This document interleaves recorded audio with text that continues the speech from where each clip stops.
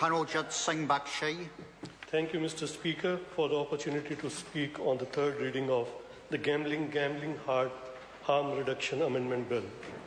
First of all, I would like to acknowledge the Member Terra Flavel for bringing this bill, the hard work he has done to bring this bill into the House.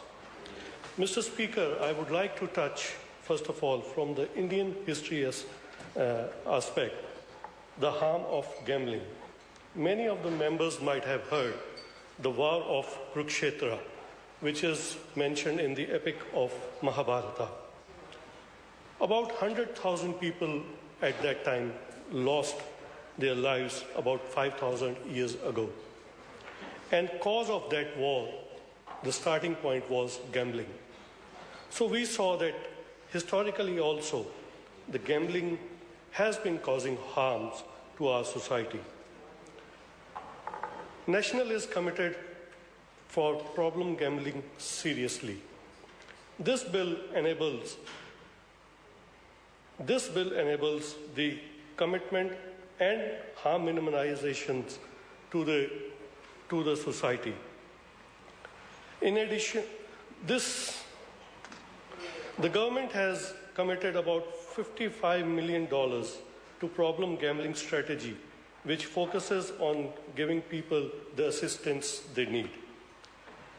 Gambling machine venues tend to be overly represented in lower income communities and town centers area with high population of Maori and Pacific Island, and they are effectively being targeted and often severely harmed by them. The communities in South Auckland especially have been very vocal in their representation against the number of pokie machines. The Class 4 gaming pokie machine venue policy is being developed by Auckland Council to replace the policy of 7 legacy territorial local authorities. Mr. Speaker, the government is concerned by the harm caused by gambling and therefore imposes various levies on the proceeds of the gambling to deal with this. The bill seeks to overcome these vulnerable locations and reduce or transfer the majority of pokie machines or even eliminate pokies from those suburbs and towns where they are particularly concentrated or doing particular harm.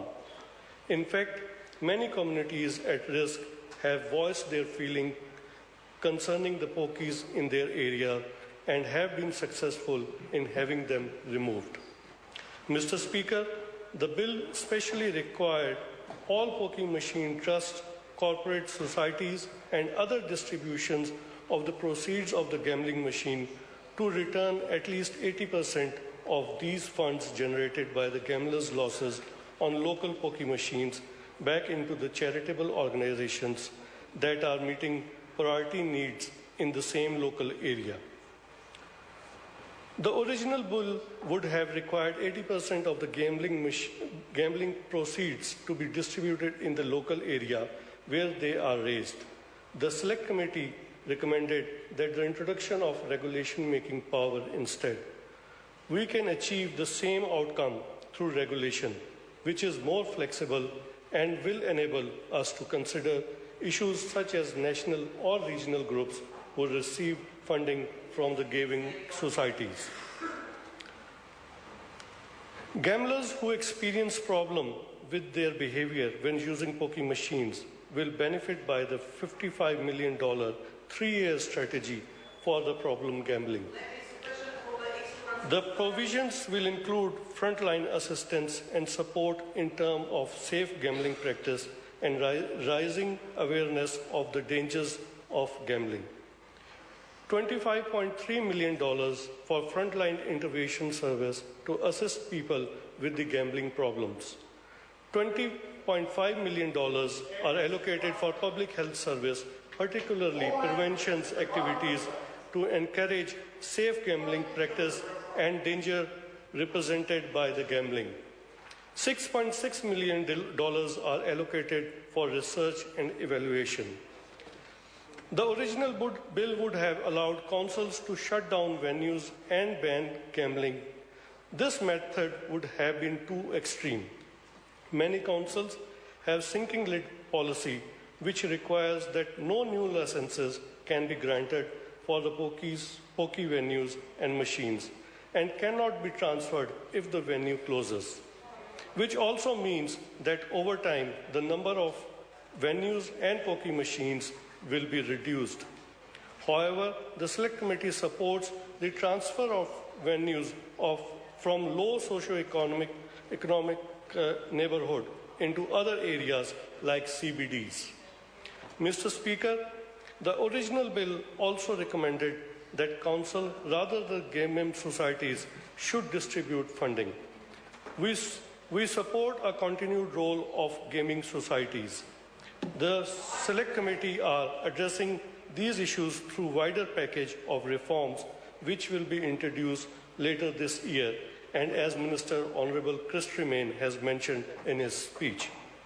Many community groups like charitable organizations and sports clubs rely on the funding from the gaming societies to provide important services to their communities. These reforms will also look at the amount gaming societies are required to return to the communities. Every additional 1% means $8.5 million more for the communities and sports group.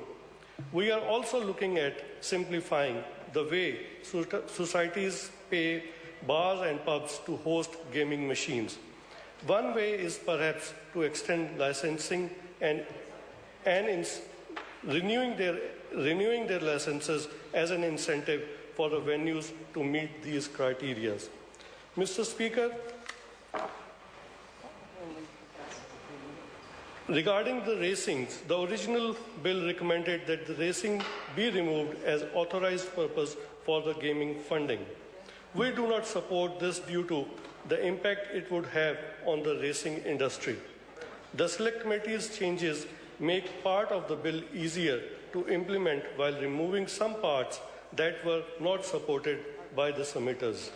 The Select Committee's improvement enables a smoother way to introduce harm minimization devices and more flexible model for ensuring that the gaming proceeds go back to the communities where they are raised. Mr. Speaker, we know that Green Party has been against everything which we have been proposing, like economic growth, more jobs, and more things.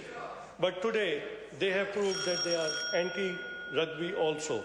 And with this, I recommend that we have to support, we support this bill to the third reading. Call Carol Beaumont. Very much.